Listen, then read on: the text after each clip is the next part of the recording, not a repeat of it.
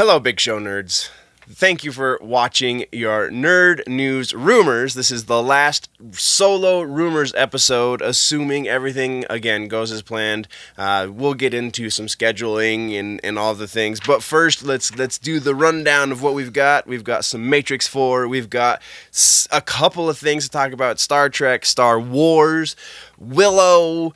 That's right. If you're old enough to remember Willow, it's a thing. It's coming back. The movies. We'll talk about it. Let's hit the intro.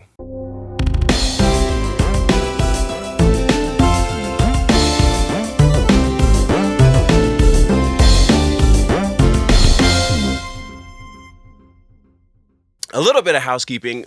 We are going to be doing news next week. That is happening. However, very likely that news is only going to happen once.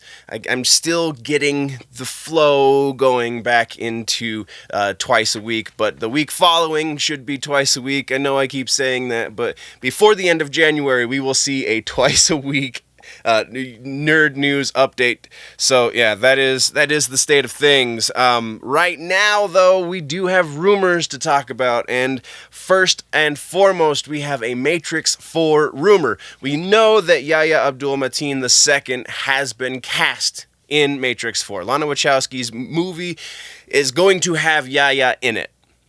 What role is Yahya going to play? We can only speculate and dive into rumors about. And the rumor right now is that he's going to play a younger version of Morpheus, which is interesting because we have an older version of Neo and Trinity.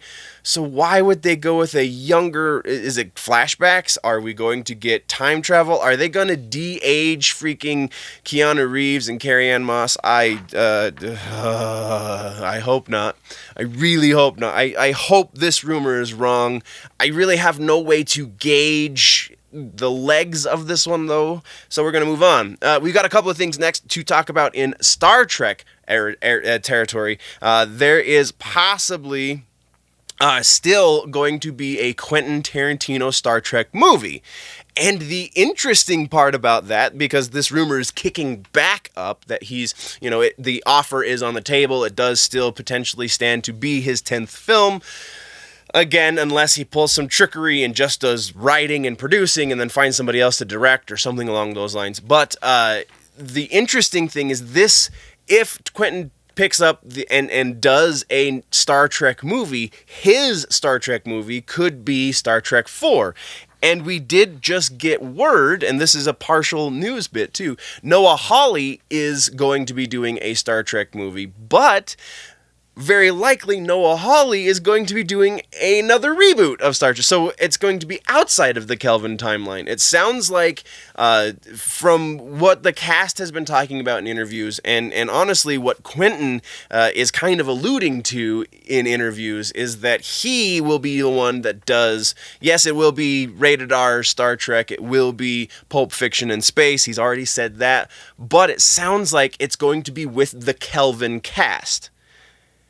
And then Noah Hawley's version, that we do know is in production, at least in very early stages of pre-production, is going to be is going to be a different Star Trek.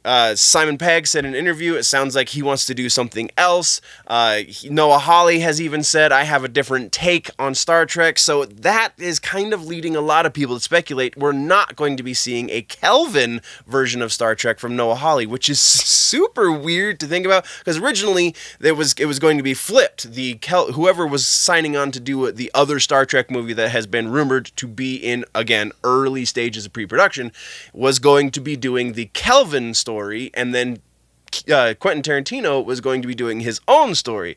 And now it seems that that's kind of switched. Very interesting. Very, very interesting. Now we're moving on. We're moving from the Trek to the Wars. We're going to Star Wars now. We have early word, and this is from multiple sources, some even like big mainstream sources, are saying that we're going to be seeing the next Star Wars series of movies, because the rumor is that they are moving away from trilogies, but the next series of movies, so somewhere between 5 and 8 and 10 maybe, I don't know, is going to take place. So Project Luminous was announced. Nobody really knows what it is. There's going to be some stuff. They're hinting at things in the comic books and so on and so forth. And it sounds like, actually, this is kind of rumor as well, it sounds like they're the first piece of content that they produce for Project Luminous is going to be a video game, which is kind of awesome, actually. I'm not going to lie. But again, very much speculative. That could very well change. But the next movie series, at the very least, even if it's not to do with Project Luminous, though it sounds like it does, is going to take place 400 years before the events of the Skywalker saga, which means we will have a midlife-ish Yoda as part of the proceedings, but everyone else is going to be different.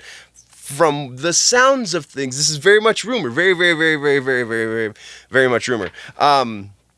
But yeah, so it's very interesting that is the direction they're going. Instead of going beyond the Skywalker saga, they're going in front. They're before the Skywalkers. It's very, oh man. And also part of this rumor is saying that it's going to be taking place in the High Republic, which is before the Old Republic games took place, because Old Republic was kind of like the end of that era. So yeah, really don't know what to make with this one. But the other half of the Star Wars that we're talking about has to do with Rian Johnson. Again, we're getting a little new. This is why I can't avoid just going into news for at least the next episode, is because there's so much news that ties into these rumors. We kind of have to cover the news to get to the rumors, so it just makes sense. Anyway, the other half of the Star Wars that we're talking about is Rian Johnson, and Rian Johnson just signed on to do a sequel to Knives Out. And so, this is leading to industry speculation that this is almost like an official announcement that Rian Johnson is no longer making a Star Wars anything, and no Star Wars content will be made from Rian Johnson, which, I don't know, if you saw Knives Out, then you probably understand he's a great filmmaker. If you saw Brick, you understand he's a great filmmaker. It's just unfortunate that he chose to make The Last Jedi. I think that's the way that goes. So this could be a blessing in disguise because he doesn't understand the property enough. I don't know. But people are doing happy dances in the streets, figuratively speaking, on the internet. So that's why we've got Star Wars. Next, we're moving over to Willow. For those of you that don't remember, because you are not old enough, Willow was a fantasy movie that came out in the mid to late 80s, I believe. I think it was like 89. I wasn't part of the notes because it's fairly irrelevant. The relevant part is that there is now reason to believe, though nothing has been officially announced, that they are going forward with production on a Disney Plus series for Willow. This has been rumored for quite some time. We've talked about this at least once before in the rumors. So that's really cool. I really love Willow. That is one of my favorite movies when I was a kid. So I can get totally behind that. And also, there's some of the people who are rumored to be involved with this series have been taking to social medias with some cryptic stuff, not the least of which a picture that got I can't remember whose Twitter it got posted to, but it's definitely implying that they are currently filming, and we will start seeing episodes of Willow by the end of this year, beginning of next year, over on Disney Plus. So, super excited about that. Next, we're talking about Thunderbolts. Daniel Bruhl, who played Zemo, if you remember, in the Captain America Civil War, and is rumored to be playing Zemo in the Falcon and Winter Soldier, is kind of leading people, and maybe not him directly. I take it back. It was his manager that posted a thing that referenced Thunderbolts. So, real quick TLDR, whatever you want to call it, of what the Thunderbolts are. Thunderbolts are a superhero, quote-unquote, superhero group made up of villains. Not not like Suicide Squad because they weren't forced into it, but because they chose to change the direction. So the rumor says that we are going to be seeing Zemo in Falcon and Winter Soldier. We already talked about that again in rumors, but now further rumor is saying that, actually no, it's been officially announced at this point that we will be seeing Zemo in the Falcon and Winter Soldier series, but now further rumors are saying that's because it's going to lead into another spinoff. So everyone is trying to paint these Disney Plus Marvel series as starting things, and then there's going to be however many spinoffs of every one, because we've talked about, I don't even know how many spinoffs for Falcon and Winter Soldier alone, and then we have WandaVision that's going to have apparently at least 3 spinoffs, and then She-Hulk is going to reportedly spin off from one of those, and then have spinoffs of its own, and just, I don't know if people understand how Feige is approaching this. I don't know if they're wrong, though, either. So, only time will tell. It's really fun to think about, though. So, yeah. Next, we're talking about, this is kind of a news update kind of deal. This isn't really a rumor. I feel like this has been confirmed from a number of sources as being accurate, though I don't remember seeing it come directly from Warner Brothers, but apparently the Gotham City Sirens movie is indefinitely on hold. We've known this because back a year and a half ago, 2 years ago, we were talking about how there were a million Joker movies in production. The Joaquin Phoenix Joker, and then at least 3 other Joker movies that dealt with the Joker that had Jared Leto in them. Well, one of those movies was supposed to be Birds of Prey, and we know Jared Leto's not going to be in that. Another one of those movies was a Jared Leto and Margot Robbie Joker Harley Quinn movie, and we haven't heard hide nor hair of that one for months and months. And now the Gotham City Sirens movie was the third of which that was rumored to be in production and is now said to be on an indefinite hiatus. Very likely because they're looking for a new Joker. We don't know. Only speculative. Moving on. Next, we're talking about this one. I feel like if you haven't already seen, then you haven't been paying attention, and I thank you that I am your source for nerd news, but I am not so deluded as to think that I am the only source that you have for nerd news. Anyway, Thor, Love and Thunder reportedly is courting Christian Bale to play Beta Ray Bill. I almost switched the 2 names. Is courting Beta Ray Bill to play Christian Bale? That's very interesting. So yeah, they're reportedly courting Christian Bale to take the role of Beta Ray Bill in Thor and Love and Thunder. Interesting choice. There are actually about 3 other characters that are rumored to be in the Thor Love and Thunder movie that they are also courting Christian Bale for. So I don't know if it's gonna be Beta Ray Bill, but because there are so many rumors around the fact that they want Christian Bale in this movie, that part I think actually has the most legs. Whether or not it's actually Beta Ray Bill seems unlikely unless they do some prosthetics, because I don't know that Christian Bale would just be a voiceover for a CG character, and it seems like Beta Ray Bill would be one that would be primarily made up of CG. I don't know. But yeah, that's what we got there. Next is a really interesting piece from The Batman. This one has very little to do with Robert Pattinson, has actually very little to do with the fact that Colin Farrell has been confirmed to be the Penguin. Yes, again, more news. So that's all well and good, but we've talked previously about the potential look of the bat suit, and the first rumor that we heard was that the bat suit was going to be a little more classic gray and blue. This rumor is actually exactly the opposite. It's not classic gray and blue, it's going to be gray and black. And it's going to be based on the Bermajo design we saw in the DC Black Label books, when we got Batwang, all of that stuff, that trilogy of books from Bermajo and Azareo.